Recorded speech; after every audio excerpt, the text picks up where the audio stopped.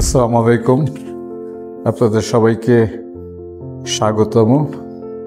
আমি আমার একটা বই, যেটি মূলত আমার একটি অনুবাদ কর্ম, সেটি ছিল ডক্টর আলী শরিয়তির ম্যান, মার্কসিজম অ্যান্ড ইসলাম। এটির আমি একটা অনুবাদ করেছিলাম বাংলায়। এই বইটি সম্পর্কে দু চারটি কথা বলা যায়। প্রথমত, এই ধরনের বই বাংলাদেশে প্রথম, কারণ শরিয়তিকে এর আগে কেউ বাংলাদেশের প্রেক্ষাপটে উপস্থাপন করেনি। আর এই যে বইটি, এই বইটিরও একটা গুরুত্ব আছে, সেটি অর্থনৈতিক জায়গা থেকে এবং দার্শনিক জায়গা থেকে। কারণ বইটি সাধারণভাবে যে ইসলামের পর্যালোচনা করা হয় সেরকম কোনো বই না। এই বইটিকে আলোচনা করা হয়েছে এমন একটি জায়গা থেকে, সেটি হচ্ছে পশ্চিমের দর্শনের জায়গা বা পশ্চিমের দর্শন কাণ্ডকে পর্যালোচনা করে ইসলামকে কিভাবে আমরা হাজির করতে পারি সেরকম একটি গুরুত্বপূর্ণ জায়গা এটি। আরেকটি কথা হচ্ছে, এই বইটির একটি পটভূমি আছে। ইরানে যে ইসলামী বিপ্লব হয় 1979 সালে, সেখানে এই বইটির একটা গুরুত্ব আছে। সেখানে একটা প্রাসঙ্গিকতা এরকম ছিল যে ইসলামকে সেখানে ধর্মীয় জায়গা থেকে উপস্থাপন করা হয়েছে, কিন্তু পশ্চিমা দুনিয়া যারা ইসলামকে তাদের মতো করে বোঝে, তাদের জ্ঞানকাণ্ডের জায়গা থেকে ইসলামকে তাদের কিভাবে বোঝার আছে। কারণ তারা মনে করেন ইসলাম একটি ধর্ম, 8-10টি ধর্মের মতো। কারণ সেখানেও জুডিও খ্রিস্টান ট্রেডিশন আছে, ইহুদি ধর্ম, খ্রিস্ট ধর্ম আসছে, অন্যান্য ধর্ম পৃথিবীতে এসেছে। ফলে পশ্চিমের যে সেকুলার সমাজ ব্যবস্থা, যেখানে নিউ লিবারালিজম খুব জোরে সোরে কাজ করছে, সেখানকে তারা ইসলামকে কেন মূল্যায়ন করতে যাবে? তাদের কাছে তো 8-10টা ধর্মের মতো ইসলাম একটি। ফলে সেটাকে তারা তাদের মতো করে রিফিউট করবে বা নাকচ করবে। সে জায়গায় ডক্টর আলী শরিয়তি এই মূল্যবান কাজটি করেছিলেন।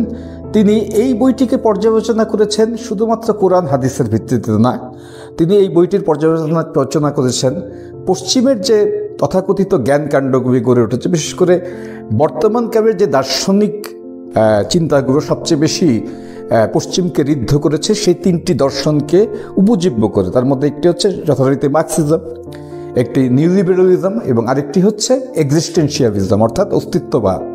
এখানে বলে রাখা ভালো যে ডক্টর আলী শরিয়তি নিজে একজন প্রসিদ্ধ দার্শনিক শুধু না, তিনি একজন বিখ্যাত ছাত্র ছিলেন এবং তার 2জন শিক্ষক পৃথিবী বিখ্যাত। তিনি পড়াশোনা করেছেন প্রথমে ইরানে, পরবর্তীকালে তার পড়াশোনা ছিল হচ্ছে প্যারিসে। আমরা যেই ইউনিভার্সিটিটাকে বলি ফ্রেঞ্চে l'Université de Sorbonne বা সরবন বিশ্ববিদ্যালয়, সেখানে তার শিক্ষকের মধ্যে ছিলেন বিখ্যাত অস্তিত্ববাদী দার্শনিক জন পল সার্ত্রে এবং বিখ্যাত ধর্মতত্ত্ববিদ লুই মাসিনো।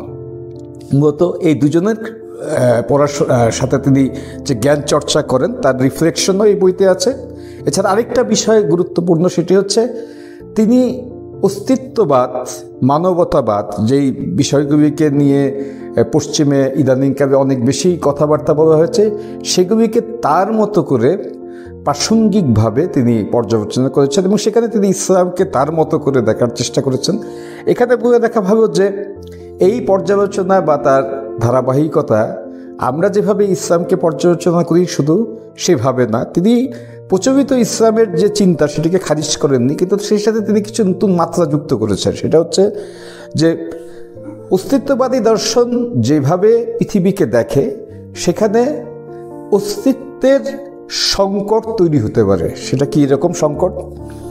অস্তিত্বশীল জগতের একটা সমস্যা আছে, সেটা হচ্ছে আপনার যে অনুভূতির জগৎ বা পারসেপটিবিলিটি যেটাকে আমরা বলি, সেখানে আপনি আপনার ফেনোমেনন থেকে জগৎকে বোঝার চেষ্টা করেন।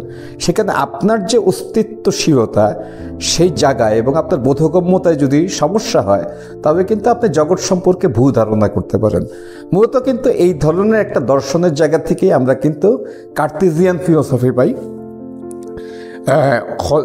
যেটির প্রতিষ্ঠাতা ছিলেন রনে দেকার্ত। আমরা জানি যে সেখানে তিনি বলতেন ল্যাটিনে কোজিটো এরগো সুম, ফ্রেঞ্চে বলতাম যে je pense donc je suis, I think therefore I am। তার মানে আমি যে অস্তিত্বশীল সেটির সাপেক্ষে আমরা জগৎকে বুঝি। কিন্তু কথাটা হচ্ছে আমার পারসেপটিভিটি তো ভুলও হতে পারে। যেমন আমার সিজোফ্রেনিয়া থাকতে পারে, আমার এমন কোনো ডিসএবিলিটি থাকতে পারে যেটাতে আমি রিয়েলিটিকে বুঝি না। যেমন পানিতে জীবাণু আছে, কিন্তু ইউএন হুকের মাইক্রোস্কোপ আবিষ্কারের আগে আমরা মনে করতাম পানি শুদ্ধ। তার মানে আমাদের পারসেপটিভিটিতে সমস্যা আছে। একসময় রোম সাম্রাজ্যে যখন পোপের আধিপত্য ছিল, তখন তারা মনে করতেন চাঁদ হচ্ছে একটা মসৃণ জগৎ। সেই মসৃণ জগতে কোনো কিছুকেই ত্রুটিপূর্ণ মনে হতো না। কিন্তু পরে দেখা গেছে যে আপনার টেলিস্কোপ আবিষ্কারের পরে সেখানে খানাখন্দ আছে, গর্ত আছে। তার মানে হচ্ছে আমাদের দৃশ্যমান এবং বোধগম্য জগতের মধ্যে সমস্যা থাকতে পারে। ফলে ধর্মের যে ব্যাখ্যা, বিশেষ করে ইসলামের, সেখানে একটা বিষয় এরকমভাবে তারা চিন্তা করেন মুসলমানরা এবং মুসলমান দার্শনিকরা, তার একটা লজিক্যাল জায়গাও আছে। সেটা হচ্ছে যে আমাদের বোধগম্যতা দিয়ে জগৎকে বুঝা যাবে না, জগৎকে বুঝবার একটা আরও বড় প্রাসঙ্গিকতার দরকার। সেখানে রিভিলেশনের কথা আসছে, যেটাকে আমরা ওহি বলি বা ঐশী বাণীর কথা বলি। সেখানে আরও অনেক বিষয় আসে যা দিয়ে আপনার প্রাসঙ্গিক চিন্তার কাঠামো থেকে যে বর্তমান প্রচলিত দর্শনগুলি আছে সেগুলির সমালোচনা করার অবকাশ থাকে। সে জায়গা থেকে তিনি ইসলামের বিষয় নিয়ে ম্যান মার্কসিজম অ্যান্ড ইসলাম বইটি রচনা করেছিলেন। তো সেটির একটা বাংলা অনুবাদ আমরা এখানে উপস্থাপন করেছি। অনেকের কাছে এই বইটি ভালো লেগেছে, এটি নিয়ে অনেকে আমাকে প্রশ্ন করেছেন, অনেক জায়গায় আমাকে বক্তৃতা দিতে হয়েছে, বক্তব্য রাখতে হয়েছে। তো সেই জায়গা থেকে আমি আপনাদেরকেও বলবো এই বইটি পড়তে, এবং আপনাদের জিজ্ঞাসা থাকবে, প্রশ্ন থাকবে আমার সাথে আলোচনা করতে। আর আপনাদের সাথে আলোচনা করে হয়তো আমিও ঋদ্ধ হব। আপনাদেরকে অসংখ্য ধন্যবাদ।